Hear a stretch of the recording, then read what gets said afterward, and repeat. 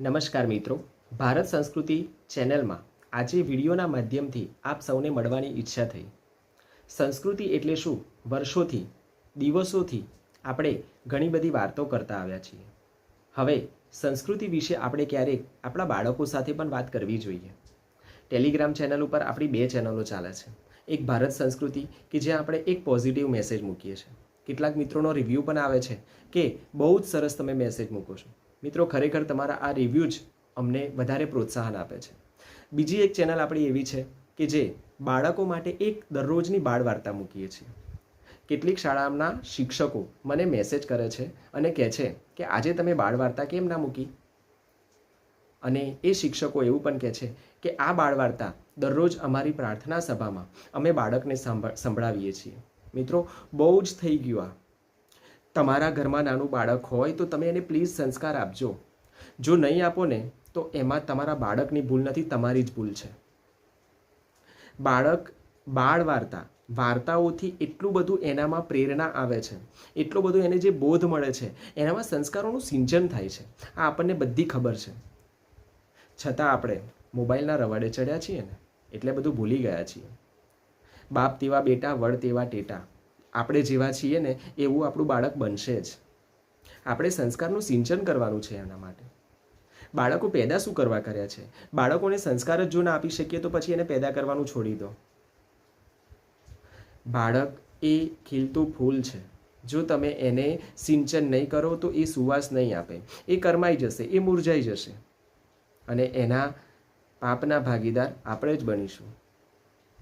એટલે બાળકોને બાળ વાર્તા દ્વારા પણ ઘણું બધું શીખવાડી શકીએ છીએ આપણે. અકબર મુગલ બાદશાહ છે, તમે નામ સાંભળ્યું હશે, બરાબર? બધાએ નામ સાંભળ્યું હશે. આ અકબર જ્યારે ભારતમાં આવ્યો ને ત્યારે એને ભારતની સંસ્કૃતિની પ્રત્યેક વાતનું ચેક કર્યું છે. ભારતની સંસ્કૃતિ આટલી બધી મહાન કેમ છે? કેમ ભારત દેશમાં આવા મહારાણા પ્રતાપ જેવા અસંખ્ય વીરો પેદા થાય છે? એને ધ્યાનમાં આવ્યું કે ભારત પાસે એવી મહાન સંસ્કૃતિ છે, વેદો છે, ઉપનિષદો છે, પંચતંત્રની વાર્તાઓ છે. આ બધું જ એને એટલું બધું ગમ્યું કે એને પોતાના રાજ્યમાં, પોતાના પ્રદેશમાં એક અલગ ખાતાની આખી સ્થાપના કરી. એનું એક પુસ્તક છે આઈને અકબરી. આ આઈને અકબરીમાં ઉલ્લેખ કરેલો છે પંચતંત્રની વાર્તાઓ, શ્રીમદ ભગવદ્ ગીતા, રામાયણ, મહાભારત, આ બધાનો એને પોતાની ભાષામાં, ઉર્દુ ભાષામાં અનુવાદ કરાવ્યો છે. કારણ કે પોતાના દેશના, પોતાના ધર્મના બાળકો પણ એ પોતાની ભાષામાં એને વાંચી શકે, એમાંથી કંઈક શીખી શકે. એટલા માટે જ્યારે આપણે બધું એને વાળીને ગટરમાં મૂકી દીધું છે, માળીએ ચડાવી દીધું છે, આપણને કશું નથી પડી આ બધા વિચારોની. પશ્ચિમીકરણ તરફ આપણે બધા મુખ કરીને બેઠેલા છીએ. આપણે પોતાના પગ ઉપર જ કુહાડો મારીએ છીએ. તમારા ઘરમાં નાનું બાળક હોય ને તો દરરોજ એને સૂતી વખતે એક વાર્તા કહેજો. વાર્તા કહેશો ને તો એ તમારા તરફ એટલું બધું આકર્ષાશે. પણ તમારે બહુ જ મોટું કાર્ય કરવું પડશે. તમારે પહેલાં મોબાઈલને છોડવો પડશે. તમે તમારા બાળકને સાચો પ્રેમ કરતા હોવ તો પ્લીઝ આટલું કરજો. જો આટલું નહીં કરો ને તો પછી કોઈ મતલબ નથી. બાળક માટે હજારો લાખો રૂપિયા ખર્ચીને એને હું ભણાવતો હોય, એને જે જોઈતું હોય એ જરૂરિયાતો પૂરી કરતો હોય તો આ એની અંદરની જરૂરિયાત છે. એ જરૂરિયાત ક્યારે સંતોષશો? પૈસાથી બધું જ ખરીદાતું નથી, આપણને પણ ખબર છે. આવા ઘણા બધા સ્ટેટસો પણ આપણે ચડાવીએ છીએ. રાષ્ટ્ર, દેશ, સમાજ, કુટુંબ, આ બધું જે આપણે વાતો કરીએ છીએ એ એમને ઊભું નથી થતું. એના માટે માથા તૈયાર કરવા પડે છે. છત્રપતિ શિવાજી મહારાજ ઊભા એમને નથી થયા. જીજાબાઈએ એના પાછળ કેટલો પ્રયત્ન કર્યો છે. એમના દાદાએ રામાયણ, મહાભારત, કેટલાય વેદ ઉપનિષદોની વાતો એમને બાળપણમાં સંભળાવી છે.